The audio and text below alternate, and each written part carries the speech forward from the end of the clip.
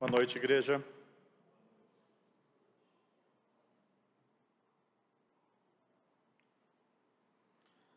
Na semana anterior, eu dei uma ilustração que falava sobre uma conferência das religiões mundiais, certo? E a pergunta era uma pergunta simples. Como você sabe que você sabe? Como você conhece que você conhece? Como você sabe que conhece a Deus? E nós vimos que a resposta que o apóstolo João dá em sua primeira epístola é: quem conhece, obedece.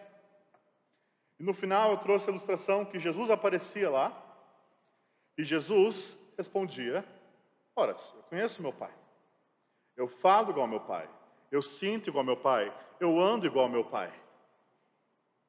O conhecimento do Pai estava refletido nele. Então a pergunta de hoje é: como que é esse andar do Pai? Como é esse andar de Jesus? Como foi esse andar de Jesus em obediência? E a resposta também é simples. No domingo anterior era: quem conhece, obedece. E hoje é: quem obedece, ama. Quem conhece, obedece. Quem obedece, ama. E eu quero ver o que o apóstolo João vai nos ensinar em 1 João 2, abra sua Bíblia, em 2 pontos com vocês. 2 comparações que ele faz. Antigo versus novo, amor versus ódio. Antigo versus novo, amor versus ódio. 1 João 2, versículo 7. Amados, não vos escrevo novo mandamento novo, senão mandamento antigo, o qual desde o princípio tivestes. Esse mandamento antigo é a palavra que ouvistes. Todavia vos escrevo novo mandamento, aquilo que é verdadeiro nele e em vós, porque as trevas se vão dissipando e a verdadeira luz já brilha. Eu não sei se você, ao ler esse texto, pensou: calma aí, João, é novo ou é antigo? Decida, João. Esse mandamento que você quer que nós aprendamos, ele é antigo ou ele é novo? E João, que adora contrastar a coisa, ele não está sendo contraditório. Na verdade, ele usa essa aparente contradição para chamar a sua atenção para algo. Ele quer chamar a sua atenção para 2 realidades diferentes. Que esse mandamento, em um sentido, é antigo e que, em outro sentido, ele é novo. Veja o sentido de que ele é antigo, quando ele fala termos como desde o princípio, as palavras que ouviste. Vou lembrar vocês novamente o problema que está por trás da carta de 1 João. Tinha alguns sectários que estavam se separando da igreja porque eles se sentiam iluminados. Eles tinham recebido um novo mandamento, uma nova iluminação, uma nova verdade. E João chega aqui e fala: não é bem assim. O mandamento que você, igreja, que está recebendo essa carta e lendo, que nós temos, ele é antigo. Ele é desde o princípio. Ele é aquilo que vocês têm ouvido desde que vocês se converteram. Sobre quem é Jesus. Sobre o que Jesus nos ensinou sobre o amor. Esse mandamento ele é antigo porque ele é antigo na Escritura. Ele é antigo na realidade deles, desde a conversão deles. Mas ele é antigo na Escritura também. Nós abrimos o culto lendo Levítico. E muitas pessoas param de ler Levítico, mas Jesus tira o segundo maior mandamento: amarás o teu próximo, desse texto de Levítico. Esse mandamento é antigo. E lá Levítico desdobra as formas que esse amor ao próximo deve ser mostrada. Você não deve colher de todo o seu campo, mas deixar para os pobres. Você não deve se aproveitar dos indefesos, dos surdos. Você não deve guardar mágoa no seu coração, mas repreender o seu irmão se ele errou contra você. É uma postura de amor e não de vingança, de misericórdia e não de apatia. Era isso que Deus colocou no coração de Adão por Eva. É isso que estava desde o princípio. E é isso também que Jesus nos ensinou. Em João 13, 34 e 35, Jesus diz: novo mandamento vos dou, que vos ameis uns aos outros, assim como eu vos ameis, que também vos ameis uns aos outros. Nisto conhecerão todos que sois meus discípulos, se tiverdes amor uns aos outros. Esse mandamento é antigo, está lá em Levítico. Jesus já tinha ensinado, é o princípio da vida cristã, reconhecer quem é Cristo e obedecer os seus mandamentos. Mas agora, em que sentido ele é novo? Um puritano bem notou que o preceito do amor deve ser tão antigo quanto a natureza humana, mas pode admitir diversas representações, imposições ou motivos, ilustrações. E é isso que nós vemos aqui. Veja que no versículo 8, João coloca aí a palavra por quê. Todavia vos escrevo um novo mandamento, aquilo que é verdadeiro nele e em vós, porque as trevas se vão dissipando e a verdadeira luz já brilha. Esse mandamento é novo, porque ele é uma realidade espiritual em Cristo, em nós, porque a luz está brilhando e as trevas estão se dissipando. Esse mandamento do amor ao próximo, ao irmão, é primeiro verdadeiro em Jesus. Jesus, quando dá o mandamento de amar o irmão, ele coloca um novo significado, a nova realidade, o novo exemplo, a nova ilustração do que significa amar o seu irmão. Assim como eu vos amei. Agora, o amor que nós amamos nosso irmão, tem Jesus, o nosso irmão mais velho, que nos amou até a morte e morte de cruz, como exemplo. E nesse sentido é novo. Nós temos uma nova ilustração da realidade desse amor. Mas também é novo por causa da nova realidade em Cristo Jesus que veio. E porque Jesus, a luz do mundo, veio, as trevas estão se dissipando e nós conseguimos compreender mais sobre quem Deus é, o Deus que é luz e amor. Mas também é verdadeiro em nós. Ele diz que é verdadeiro em nós, e ele já nos deixa exemplo, porque no versículo 7 ele começa a frase dizendo: amados. João olha, e eu olho para cada um de vocês, e digo: amados. Amados por Deus, amados por Cristo, amados pela igreja. Esse amor é uma realidade experimental na igreja, ele deve ser. Se ele não é, não há uma igreja. Mas ele é também uma realidade em nós, porque também em nós as trevas estão dissipando e a verdadeira luz já brilha. Nós temos olhos para ver Jesus Cristo enviado por Deus e crer nele. É novo em nós, porque o Espírito Santo nos vem até nós e nos transforma e nos dá um coração igual de Jesus, que externa amor pelos irmãos, mesmo que de forma imperfeita. Então nós temos aqui um mandamento que é antigo e que é novo. E como isso se aplica a nós? Se aplica que eu quero alertar contra dois perigos. O perigo do cristianismo novo e o perigo do cristianismo morto.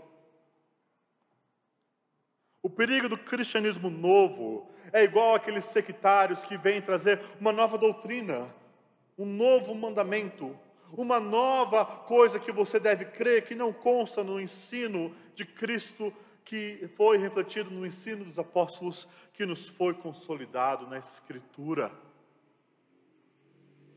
O novo cristianismo, o cristianismo ao gosto do mundo, o cristianismo que apara arestas para não desagradar o mundo, que tem amizade com o mundo, não é amigo de Deus. Cuidado, amados, com pregadores que parecem que querem ser inovadores. O trabalho fundamental do pregador e do pastor é tirar daquilo que é antigo e mostrar a novidade em você, não na Bíblia. Não é trazer uma nova revelação, como se alguém, depois que Deus fechou a régua, o cânon da Escritura, pudesse trazer um novo mandamento. Cuidado com aqueles que querem dividir a igreja com um novo mandamento. Já que nós estamos no mês da Reforma Protestante, é bom lembrar que a nossa fé reformada é uma fé que sempre buscou ser histórica. Algumas pessoas têm a noção que durante a Reforma Protestante, os reformadores quiseram cortar com 1500 anos de história, e isso não é verdade. E se você ler as obras dos reformadores, você vai ver o quanto eles interagiam e citavam os pais da igreja, os primeiros pastores, os primeiros 300, 400 anos, inclusive os da Idade Média.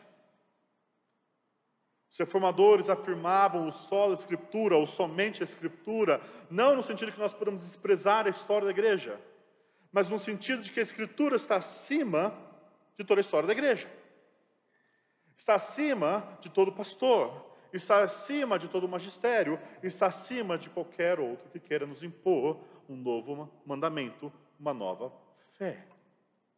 Nós afirmamos, então, o solo da Escritura e não o nu da Escritura. A ideia de que só a Escritura basta. Eu estou desvencilhado de 1500, agora 2000 anos de história. A fé cristã não começou com você, não começou comigo, não começou com a sua avó. A fé cristã começa, meus irmãos, há muito, muito, muito tempo. E é uma honra. Nessa geração, especialmente a minha geração, a geração do desenvolvimento tecnológico, nós não queremos nos alinhar com as coisas antigas, mas ter uma linhagem histórica de fé mostra a fidelidade de Deus em preservar a sua palavra e o testemunho de Jesus Cristo. Por outro lado, irmãos, é perigoso também você afirmar as doutrinas corretas, mas ter um cristianismo morto. É não ter o que João fala, que esse amor é verdadeiro em nós, como foi verdadeiro em Jesus. Que essa nova realidade espiritual, da luz vindo e as trevas se dissipando, é só da boca para fora. O cristianismo morto é perigosíssimo, porque ele se coloca numa roupagem de domingo, uma roupa bonita, santa, mas por dentro não há nada de bom. Não há amor, não há fé. E para a palavra de Deus, em especial agora para João, de forma alguma deixa nós separarmos fé e vida. Não se separa aquilo que nós cremos daquilo que nós fazemos. Nós não podemos separar doutrina verdadeira com amor compassivo. Porque se você tenta separar essas coisas, você vai cair num cristianismo morto ou num cristianismo falso. A luz de Deus, como disse Matthew Henry, precisa produzir um calor adequado. E esse calor adequado é o amor. A doutrina de Deus, a palavra de Deus, o mandamento de Deus deve produzir em nós o calor do amor aos nossos irmãos. E é isso que João trabalha no versículo 9 ao 11. Repare, Aquele que diz estar na luz e odeia seu irmão, até agora está nas trevas. Aquele que ama seu irmão permanece na luz, e nele não há nenhum tropeço. Aquele, porém, que odeia seu irmão está nas trevas, e anda nas trevas, e não sabe para onde vai, porque as trevas lhe cegaram os olhos. Qual que é esse mandamento, que é tanto antigo em um sentido e novo em outro sentido? É o mandamento do amor ao irmão. E João vai colocar aqui, como ele gosta, contrastes, testes. 2 negativos e 1 positivo. Ele começa com a contradição óbvia. Se você afirma estar na luz, se você afirma ter comunhão com o Deus que é a luz, se você afirma ser um cristão, se você afirma ser de Deus, mas você odeia o seu irmão, você permanece nas trevas. Mas o que é odiar o seu irmão? Porque eu não sei se você já perguntou, mas parece que o brasileiro não odeia. Porque para nós ódio é uma coisa muito extrema. A gente coloca ódio só no extremo de eu quero matar essa pessoa fisicamente. Mas na cultura no qual a Bíblia foi escrita, uma cultura de vergonha e honra, ódio não carrega só conotações emocionais fortes. Ódio carrega a ideia de desprezo, de desfavorecer, de tratar com desonra, de fazer pouco caso. Então o que João está falando aqui é que se você afirma estar na luz e ter comunhão com Deus, mas você faz pouco caso dos seus irmãos, se você despreza a igreja, você está em engano.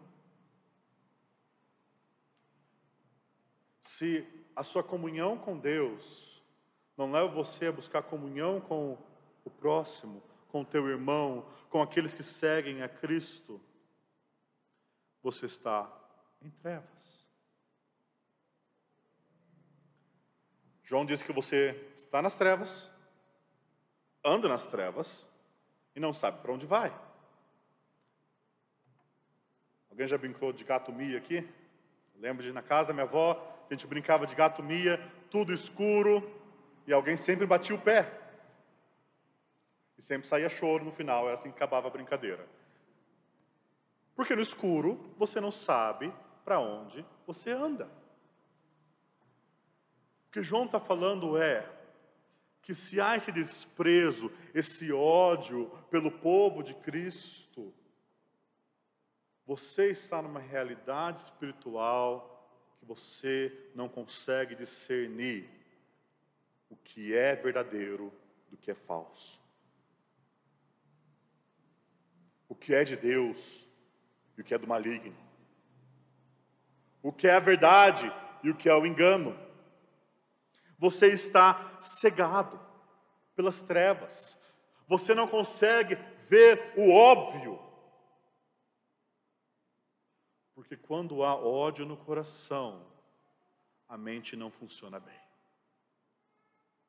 E isso nos põe numa situação tão difícil, porque nós sempre achamos que a nossa cabeça sempre funciona com clareza total.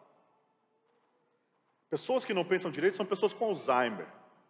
Todos nós temos o raciocínio perfeito. Nós conseguimos entender as coisas adequadamente. E a Bíblia insiste, vez após vez, que existem pessoas cegas para verdades óbvias espirituais por causa do pecado, por causa do ódio, por causa do desprezo a Cristo e o povo de Cristo.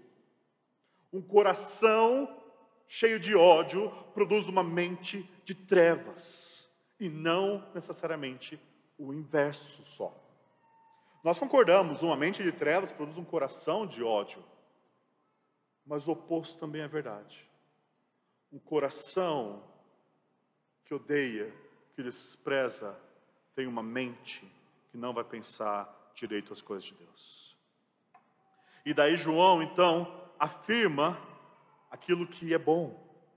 Aquele que ama o seu irmão permanece na luz e não há nenhum tropeço nele.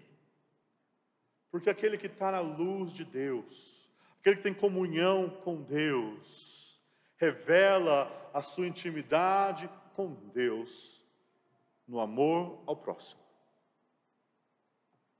Se você fala, as minhas raízes estão firmadas em Deus, e os frutos não são amor ao próximo, então isso não é verdade. As raízes que estão firmadas no Deus que é luz, no Cristo que é nossa propiciação, precisa ser frutificada em amor ao próximo. E João diz que essa pessoa, nele não há nenhum tropeço. Talvez esse termo não seja o melhor para traduzir, porque nós pensamos não há nenhum erro, e não é bem isso que João está falando. João aqui não fala de perfeição cristã, nós vimos isso domingo passado. Por que João não fala de perfeição cristã? Porque alguns versículos atrás ele está falando, quem fala que não tem pecado é mentiroso. João está falando aqui que nessa pessoa que crê e ama, não há nenhum escândalo. Não há nada que vai levar o próximo a tropeçar. Ele não é uma pedra de tropeço para os seus irmãos. E aqui está a diferença fundamental daquele que ama e daquele que odeia. Aquele que ama se preocupa com o bem-estar, com a fé, com o progresso do seu irmão. Ele de forma alguma quer ser pedra de tropeço para que um dos pequeninos caia, porque ele lembra que Jesus disse que é melhor se amarrar uma âncora e se afundar no mar. Enquanto aqueles que estão em trevas desprezam, menosprezam, não se preocupam, acham pouca coisa do irmão, aquele que está na luz busca o seu irmão, busca saber o bem-estar dele, se preocupa com o progresso dele na fé. Então a pergunta que esse texto nos faz é: o que tem caracterizado a sua vida hoje, essa última semana, esse último mês? Seja sincero, porque você está diante do Deus que é luz e vê o seu coração. Como a sua vida é caracterizada? Por amor obediente a Deus e amor compassivo ao próximo? Ou em orgulho que se acha sempre correto e que despreza o próximo? Será que você se preocupa com a igreja? Será que você se preocupa com os seus irmãos? Se não há nenhuma preocupação com o bem-estar da igreja, sonde seu coração, você está na luz ou nas trevas? Talvez você esteja aqui pela primeira vez e você nunca ouviu falar do Evangelho de Jesus Cristo. Essa mensagem parece, uou, que mensagem que é essa? Primeira vez. Mas é uma mensagem de alerta. É um bom aviso, precipício à frente. Se eu estou dirigindo a 100 por hora, eu quero esse aviso para que eu possa brecar. Porque o aviso é esse: se você não tem uma fé genuína em Cristo Jesus, não crê que Deus o enviou e Deus encarnou e se fez homem, viveu de forma perfeita para morrer pelos nossos pecados, ser sepultado, ressuscitar ao terceiro dia, subir em glória e que voltará para julgar vivos e mortos. E se essa fé não se prova em frutos de amor, então existe uma placa de aviso enorme dizendo: você está em trevas. E hoje Deus o chama para vir para a luz. E o que você precisa fazer para vir na luz é crer nesse Deus encarnado, Cristo Jesus, e se arrepender de ter andado nas trevas. Se você quer saber mais sobre isso, você pode me procurar ao final do culto, para que a gente possa explicar melhor o que é o Evangelho para você. Mas talvez você é crente, você esteja preocupado. Estou na luz, estou nas trevas. Dependendo de como eu olho para mim, às vezes eu falo, isso não foi muito brilhante não. Você tem um dimmer na sua casa? Sabe o que é dimmer? Dimmer é aquele tipo de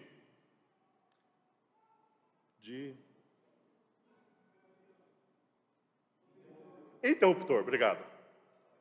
Estava só com o interruptor, dimmer na cabeça. Que assim, você desliga ele e fica tudo escuro. Mas você dá um taquinho, ele liga.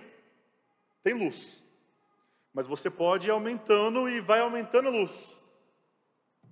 Isso é uma ilustração simples, mas nos ajuda a entender um pouquinho o que João quer falar. Em um sentido, existe trevas ou luz, ou está ligado ou está desligado.